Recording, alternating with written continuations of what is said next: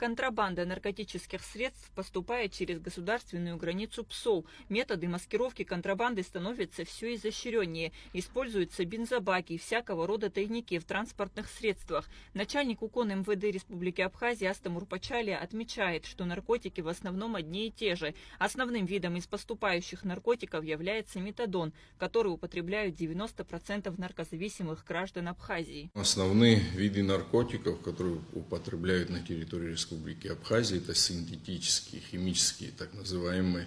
Это метадон, мефедрон. Есть легкие наркотики, которые растут в Абхазии. Это конопля, это мак. В Абхазии с каждым годом увеличивается число потребителей наркотических веществ. Жертвами наркотиков могут стать практически все, но в большей степени это касается молодых людей, а значит будущего страны. Чаще всего подростки употребляют легкие наркотики, такие как каннабис и так далее. Есть еще психотропные препараты, которые употребляют молодежь, это школьного возраста. К сожалению, которые не менее пагубны, чем тяжелые наркотики. То есть влияет на психику молодых людей, влияет в целом на организм. Но есть психотропные, именно медицинские препараты, которые молодежь употребляет, которые даже в России не запрещены. То есть человек может выехать на территорию Российской Федерации и купить в любой аптеке.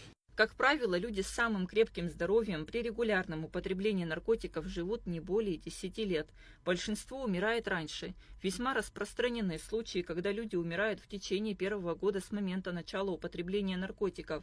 95% наркоманов, употребляющих наркотики инъекционным путем, заражены ВИЧ-инфекцией, гепатитом Б и С, сифилисом. От этих болезней они часто умирают раньше, чем от самих наркотиков. У того, кто постоянно употребляет наркотики, постепенно развивается толерантность к ним. Через некоторое время для достижения прежнего эффекта обычной дозы уже не хватает. Жертва наркомании вынуждена постоянно увеличивать дозу. Впоследствии не хватает и этого. И тогда происходит переход к более сильному наркотику, избавления от которого почти нет. Это влияет на самый важный орган отрицательно – центральная нервная система, головной мозг. Это разрушает личность. Человек может просто остаться уже навсегда психически больным. Там вы прочистишь его организм, купировали абстинентный синдром, что бы ты ни сделал, он просто уже остается навсегда психически больным. И просто психически больной – это одно, а когда психически больной плюс еще зависимый, это крайне сложное сочетание, это очень плохой прогноз, это тяжелое лечение, это, в общем-то, это, можно сказать, пожизненно реабилитационный центр. Это человек, который в открытом обществе может, в таком, скажем, свободном обществе жить ему сложно будет. Это очень губительные наркотики. И причем еще они страшны тем, что зависимость развивается очень быстро, иногда после первой пробы. С января текущего года освидетельствовано 1876 человек на состояние употребления запрещенных веществ. Из них на профилактический учет сроком на 1 год взято 262, на диспансерный учет сроком на 3 года 17 человек.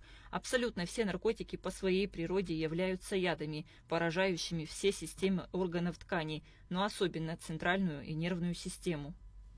Соли разрушают организм, не только мягкие ткани, но и кости, влияют на общее поведение, нарушается психика, человек начинает себя неадекватно и агрессивно вести, вплоть до того, что кидается на своих родных, может ранить неосознанно людей и себя в том числе.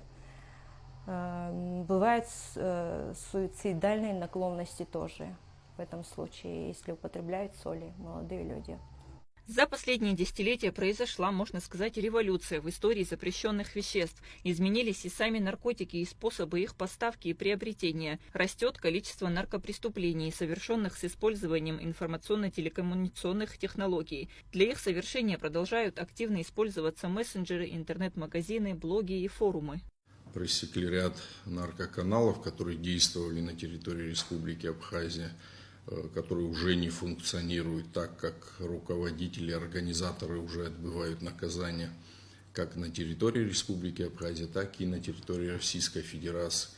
буквально месяца 3 назад мы на территории Российской Федерации привлекли к ответственности одного из таких крупных организаторов, который сегодня уже отбывает наказание. Так что вот так. В целом изменения есть касаемо, если, например, судить по статистике, одновременно вот лет 5 назад, если смотреть, то на территории Республики Абхазия работало больше 10 наркоканалов. Сегодня это 2-3, так, то есть тенденция к уменьшению есть, но это не решает проблему в целом, так как потребитель он остается, потребителя надо лечить, потребителя надо, ему надо помочь избавиться от этой зависимости. Деятельность УКОН МВД Республики Абхазии по противодействию наркопреступности является важным фактором обеспечения безопасности и здоровья населения страны. Управление продолжает наращивать усилия по выявлению, пресечению и раскрытию наркопреступлений, а также по профилактике наркомании среди населения. Кундашова, Алексей Гухава, Абхазское телевидение.